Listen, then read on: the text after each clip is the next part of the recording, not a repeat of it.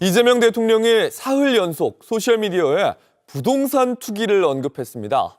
부동산 배급이라는 야당의 비판에 시대착오적 종북몰이라고 꼬집었습니다. 국민의힘은 대국민 협박이라고 목소리를 높였고 민주당은 대통령이 집값까지 잡을까 두렵냐고 했습니다.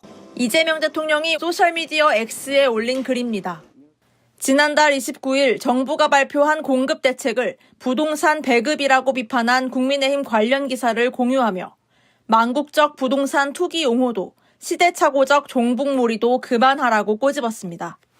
지난달 31일 부동산 정상화는 표계산 안 하고 비난을 감수하면 할 수 있다며 다주택자들을 향해 마지막 기회를 잡으라고 한 글을 시작으로 사흘 연속 SNS에 게시한 부동산 관련 글만 6개입니다. 청와대는 대통령이 의지를 드러낸 것이라며 앞서 밝힌 5월 9일 다주택자 양도세 중과 유예 종료도 재확인했습니다. 국민의힘은 이런 메시지를 두고 대국민 협박, 호통 경제학이라고 비판했습니다.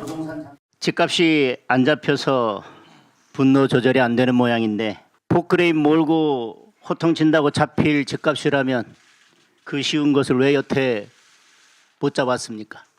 국민의힘 소속인 오세훈 서울시장은 정부의 공공주도 6만 호 공급 대책은 실효성이 없다며 원래 서울시가 계획한 민간주도 25만 4천 호 공급에 더 속도를 내겠다며 맞불을 놨습니다.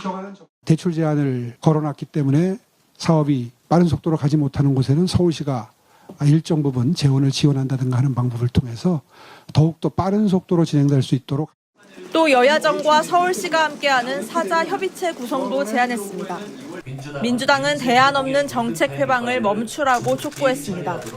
한다면 하는 이재명 대통령이 집값까지 잡을까 두려운 것 아닙니까? 인디언 기후정식 정책 실패 기도를 멈추고 민생에 적극적으로 협력하시기를 바랍니다.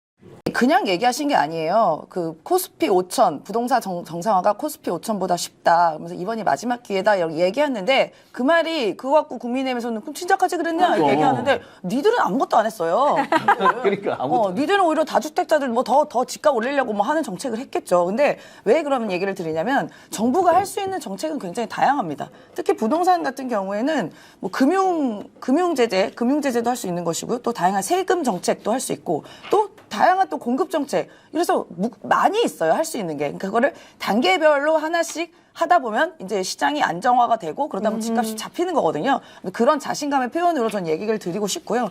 국민의힘이 아무리 이번 정책에 대해서 대통령의 의지에 대해서 아무리 뭐라고 한들 그냥 잘 되는 게 싫은 겁니다. 설마 집값 잡혀가지고 대통령 지지율 또 올라가는 거 아니야? 그러니까 왜냐하면 지금 국민의힘에서 유일하게 대통령을 비판하고 비난하는 게 지금 환율이랑 부동산 갖고 이야기를 하는 거거든요. 그래서 만약에 대통령이 이렇게 의지를 보여서 시장이 안정화되면 국민이 또 지지할 거 아닙니까? 그러니까 이제 자기들은 어떻게든 이걸 책 잡으려고 하는 것이겠죠. 그래서 장동혁 그 대표님이 좀 귀담아 들으셔야 하는 게 뭐냐면 이번이 마지막 기회다라고 대통령께서 얘기하셨어요. 그러니까 장동혁 대표님 집 6채 있으시잖아요. 머리 살고 팔 살고 다리 살고 몸통 사는데 다 실거주라니까 그거 하나씩 정리하셔야 됩니다.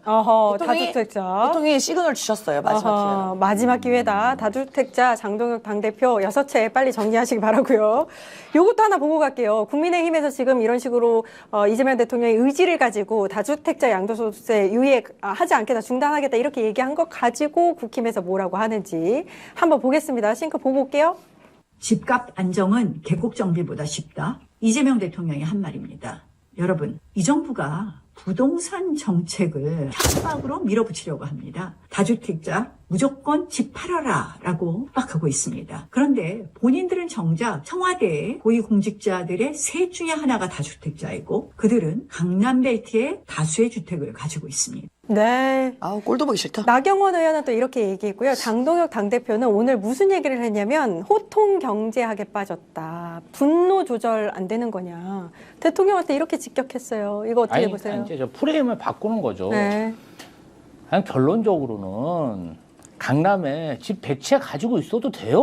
그게 뭐 범죄입니까? 그렇죠. 내 돈으로 내가 돈 100채 가지고 싶다는데 자본주의 국가에서 자본주의 국가는요 재산 소유의 자유가 있어. 그 대신에 국가의 세금을 확실히 내야 된다. 뭐가 문제겠어? 아니 집 100채 있는데 그만큼 세금 많이 내고 조세 부담하면 국가도 좋은 거 아닙니까? 그 돈 걷어가지고 임대주택 짓고 또 토지 임대부 주택 짓고 이런 데 투자하면 돼요. 그러니까 이재명 정부 4년 동안은 이런 방식으로 해서 다주택자나 강남에 주택 여러 똘똘한 한 채 사가지고 무슨 수익이든 재산 차익이든 이런 걸 많이 냈든 많이 내지 않았든 어쨌든 간에 조세 정책을 활용해서 그 이익을 환수하겠다. 이 정책을 밀고 나가겠다. 구체적인 수치는 아직 안 나왔죠. 그걸 하겠다는데 뭐가 문제입니까? 아니 네. 사실 나경원 의원 왜 저렇게 나서겠습니까?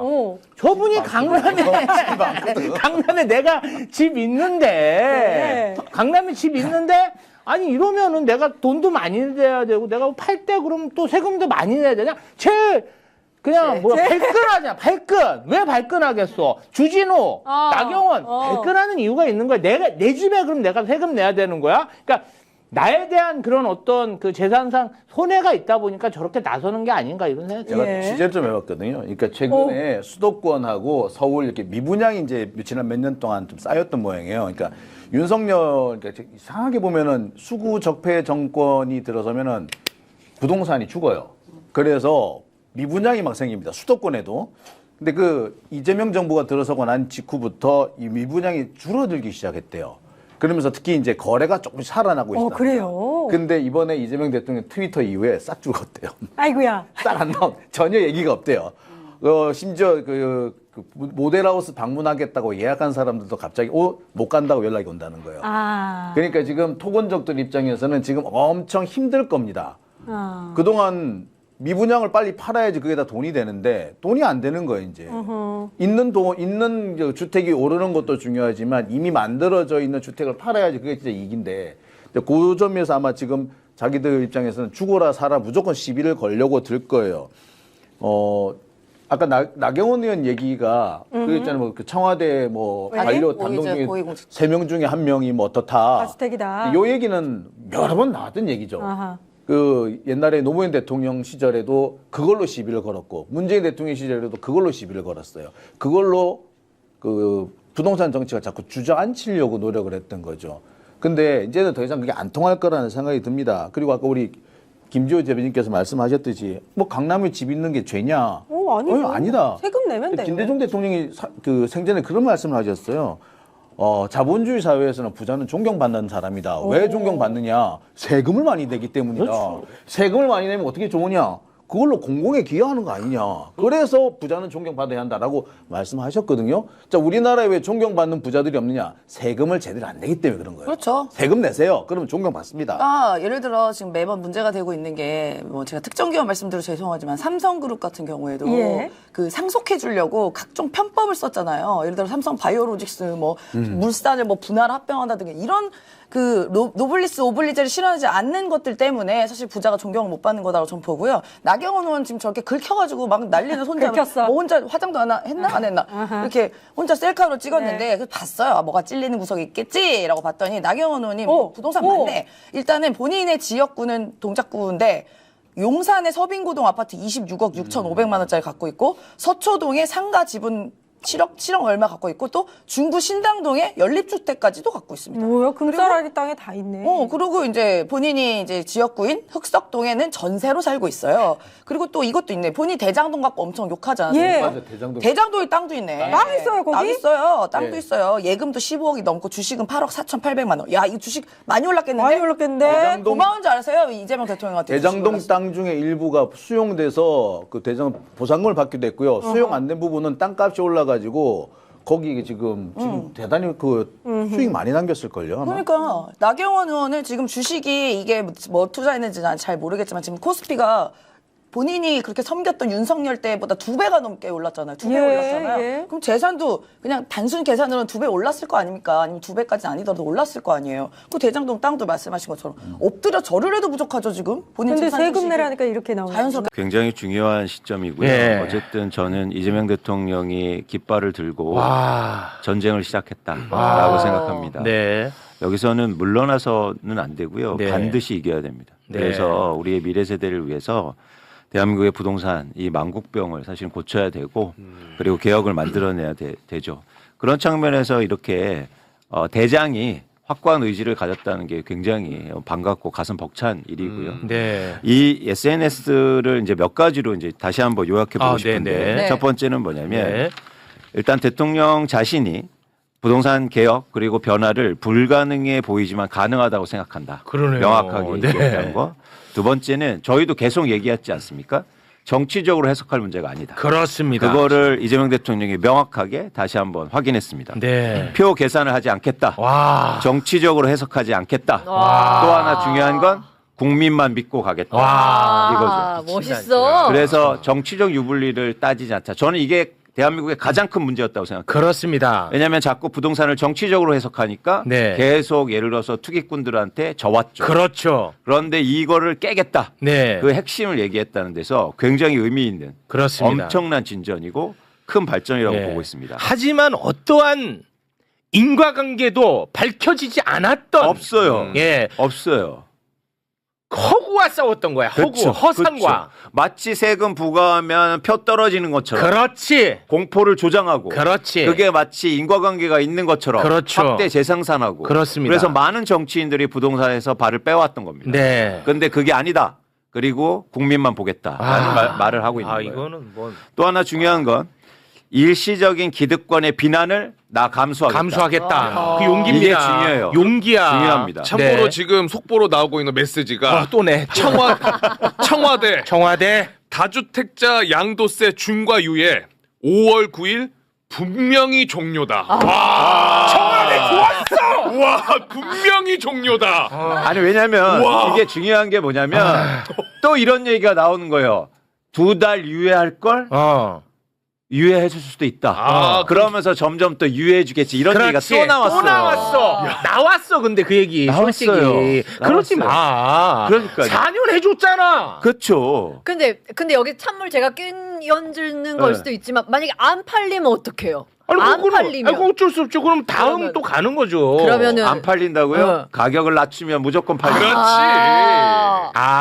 아, 내가 팔고 싶은데 안 팔리면 어떡하냐고. 아니, 다주택자가 이제 어. 집을 팔려고 딱 내놨어요. 어. 근데 안 팔려. 가격을 그래가지고 그러니까 막 이 얘기는 정말 어처구니 없네. 예를 들어 100억에 왜요? 100억짜리라고 쳐 시세가. 그럼 이거 10억에 내놓으면 안 팔리니? 팔려. 난 내가 당장 가서 사겠다.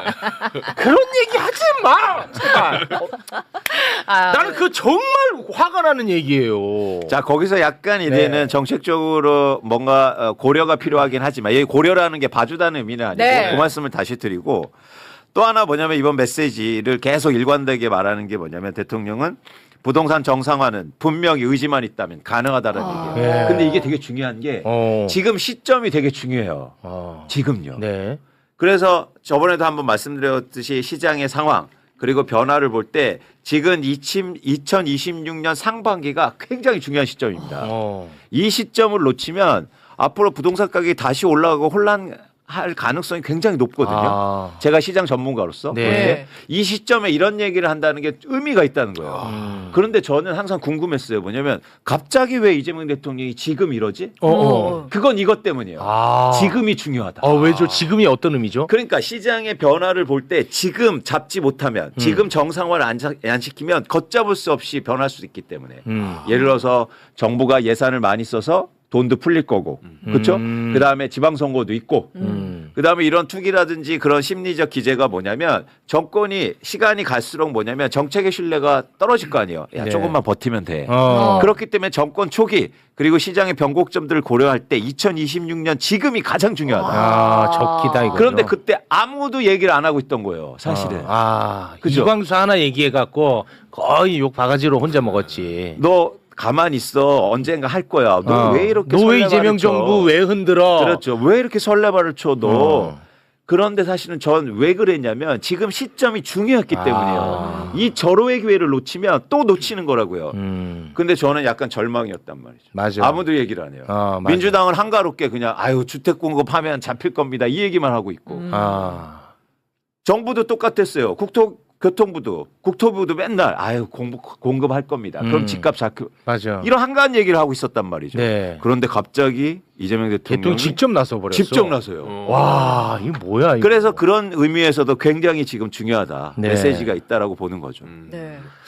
근데 이 다시 한번 아까 말씀드린 분명히 종료를 들었는데 어우 막 소름 끼친데 진짜. 그러니까요. 의지가 확실히 더 느껴져서. 네. 시장도 그렇고 정치적으로 봤었을 때도 그냥 뒀으면 5월에 그냥 무조건 꺼내요. 이 카드는 국민의힘이 됐든 보수 언론이 됐든 지간 꺼냈으니 굉장히 좋은 카드일 수밖에 없잖아요. 그때 꺼내서 흔들어대면 이재명 대통령으로서도 힘들 수도 있으시거든요. 네. 지금 시점을 놓치면 이광수 대표님 말씀 시장도 시장이지만 정치적으로도 이걸 막기가 어려웠다는 거 고려했고 또 집권 초기에 이게 정책이라는 건 지속성이 보장이 될 때 그러니까 1년은 버틸 수 있어요 사람들이. 네. 4년 못 버티거든요. 그렇지. 그런 거예요. 맞습니다. 그런데 여기서 우리가 꼭 지적하고 넘어가야 될 게 있습니다. 네. 지금 사실은 제가 볼 때 전쟁이 벌어진 거예요. 네. 근데 이재명 대통령이 지금 혼자 싸우고 있어요. 아까도 언론들 이제 엄청나게 달려들 거예요. 국민의힘 언론 지금 다 공격하고 이제 시작이에요. 있거든요. 엄청나게 네. 달려들 앞으로는 더 커지겠죠. 예, 그리고 시장의 일시적인 변동 조금이라도 가격 오르면 거봐 무용 나오고 막 그렇지. 난리 날 겁니다. 그런데 지금 그 싸움을 지금 이재명 대통령이 혼자 하고 있다고요. 그럼 누구랑 해야 돼? 다른 사람들이 나가야죠. 내가 있잖아. 내가 있잖아. 누구신데? 그래서 누구신데요? 나 국민이다. 이재명 그렇죠. 대통령이 믿는 국민. 예. 두 가지가 중요한 겁니다. 하나는 그래서 여론이고요. 또 하나는 뭐냐면 민주당이 나가야죠. 왜 장동혁하고 왜 이재명 대통령이 싸워야 됩니까? 장동혁은 민주당에서 싸워줘야죠. 그런 얘기들을 지금 없어요, 근데. 민주당은 지금 6월 지방선거 때문에 부담스러워서 메시지를 못 내고 있나 보네요. 그러니까 그 시절이 만약 그렇다면 네. 이제는 그럴 때 할 때가 아니다. 그 근거 없는데 사실 인과관계 없거든. 표와의 관계성을 입증한 적이 한 번도 없어요. 그리고 얘기하지 않았습니까? 그리고 명확하게 얘기하는데 이런 얘기들이 하고 정책이 현실화되면서 집값이 안정되기 시작하잖아요. 그러면 저는 무조건 이깁니다. 이번에 반드시 이겨야 됩니다. 네. 왜냐? 국민을 위해서죠. 맞습니다. 예. 그리고 한 번 이겨야 이기는 기억이 있어서 시장도 이제는 우리도 질 수도 있구나. 정책이 굉장히 중요하구나. 그렇죠. 바뀌죠. 그래서 저는 우리가 지금 앞으로 이재명 대통령이 이제 나섰으니까 다음에 우리가 이제 도와줘야 된다는 거예요. 1심에서. 네. 그래서 여론에서 받쳐주고 정치인들도 같이 더 세게 나가주고. 네. 그리고 예를 들어서 보수 언론들이 그렇게 하면 또 거기에서 맞서 대응해주고. 그렇습니다. 근데 지금 혼자 이러고 있다고요. 얼마나 외로운 싸움입니까 이게 지금. 그래서 우리가 지금 함께 해줘야 된다. 이게 되게 중요한 거다는 거죠. 네. 근데 자꾸 다주택자가 과연 한국에 어떤 문제를 일으켰냐 이런 얘기로 또 간단 말이죠. 근원적으로. 왜 다주택자를 또 악마화하느냐 이런 그렇죠. 식으로 간다 그렇죠. 이거지. 그런데 이제 현황을 한번 살펴볼게요. 네. 4번을 한번 봐주세요. 4번. 이게 한국의 다주택자 현황이에요. 굉장히 빠르게 증가하지 않습니까? 네. 예를 들어서 지금 우리나라 전체 주택에서 37% 정도를 다주택자가 갖고 있어요. 그러니까 그동안 저거 보세요. 2000년대 초반부터 다주택자가 계속 증가하지 않습니까? 그러면 시장에서 아산시장에서 수요가 증가하는데 어떻게 가격이 안 올라요? 가격이 오른 원인이었죠. 그렇지. 근데 또 하나 어떤 얘기를 하냐면 다주택자가 있어야 전월세 시장이 안정된대요. 그런 얘기를 맨날 근데 했죠. 보세요. 저 다주택자가 증가하는 기간 동안 전월세 가격은 더 많이 올랐어요. 같이 견인하지. 그렇죠. 그 이유가 있어요. 뭐냐면 우리나라 다주택자는 임대 시장의 안정성을 위해서 존재하는 게 아니라 그렇지. 임대를 내가 잘하기 위해서 하는 게 아니에요. 자산 차익을 얻으려고 하거든요. 그렇죠. 그러니까 임차인들이 자주 바꿔줘야 되고 그리고 전세가가 올라야 집값도 오르거든. 그렇지. 그렇기 때문에 그게 절대 인과관계가 없어요. 마치 다주택자가 많아야 전월세 시장이 안정되는다는 얘기는 천만의 말씀입니다. 천만의 말씀이야. 근데 여기서 꼭 말씀드리고 싶은 게 있어요. 다시 한번 볼게요. 2020년부터 이상하게 다주택자가 늘어나지 않고 있습니다. 네네. 2020년부터 그러네. 2020년에도 계속 다주택자가 늘어났으면 우리나라 부동산 시장은 정말 폭등했고 더 폭등했고 난리가 났을 거예요. 네. 근데 2020년 이후에 왜 다주택자가 저렇게 늘지 않았냐면 그건 이해찬 대표 때문이에요. 예? 이해찬 대표. 고 이해찬 대표. 왜?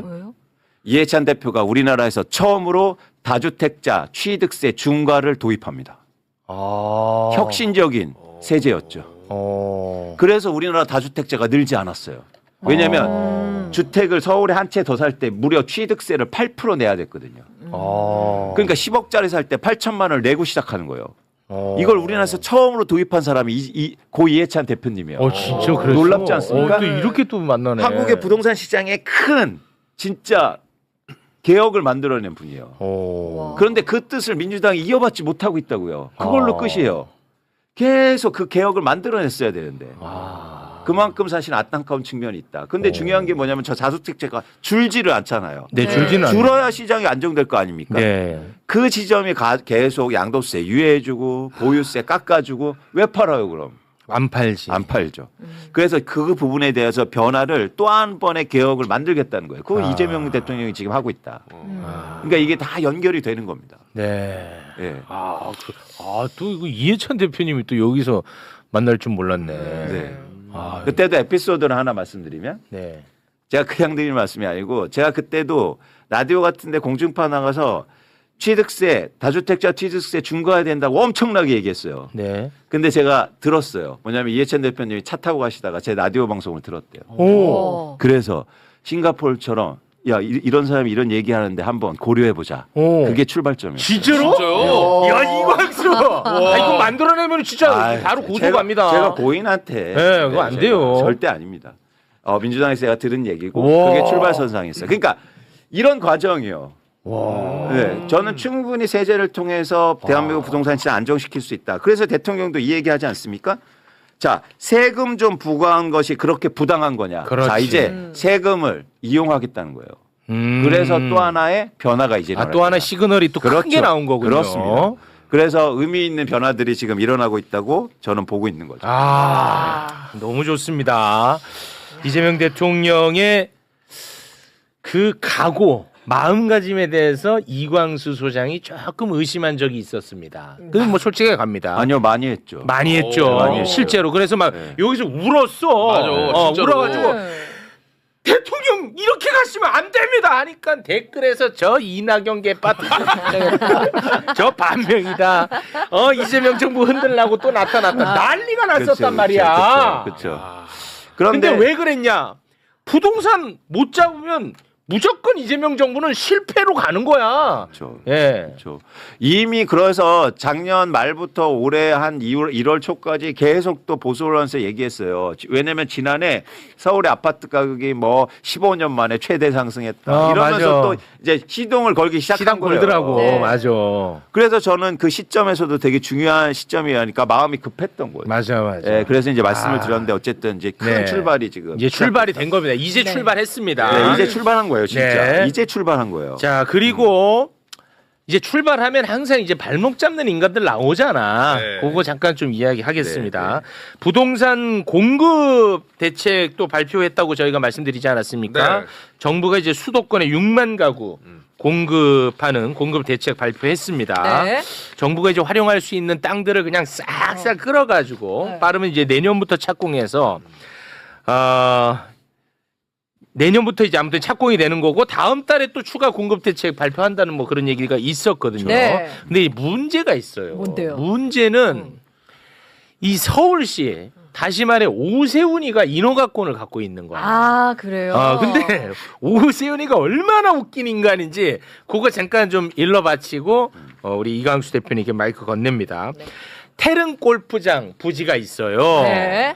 이 부지에다가 이제 정부가 6,000호를 만들겠다고 발표를 했어요. 네. 그러자 오세훈이가 이제 그 발목 잡고 나섰거든요. 네? 근데 진짜 웃겨. 왜요? 이자가 너무너무 웃긴 게 뭐냐? 그동안에 오세훈이가 종묘 개발 네. 나설 때 우리가 뭐라고 했습니까? 야, 너 세계유산 영향평가 받아라. 근데 서울시는 왜 안 받는다. 그랬죠. 네. 그런데 이거는 세계 영향평가를 받아야 된다고 소리를 치고 있어요. 또. 오세훈이가요, 오세훈이가 이거는 반드시 영향평가를 받아야 된다라고 소리 치고 있어요. 자기는 안 받으면서. 그리고